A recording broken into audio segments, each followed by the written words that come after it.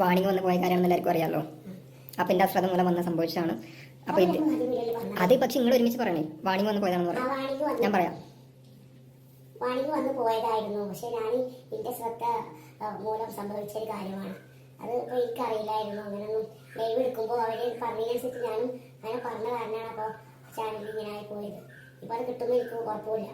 കഴിഞ്ഞ ദിവസമാണ് താത്തേന്റെ ചാനല് കത്തിപ്പോയത്. ഇവരെ അത്യാവശ്യം നല്ല ആളുകൾ ഫോളോ ചെയ്യുന്നുണ്ട്. ഇവർക്ക് നല്ല അഹങ്കാരം വന്നിട്ടുണ്ട് എന്നുള്ളതാണ് പുതിയ ഒരു കമന്റുകൾ.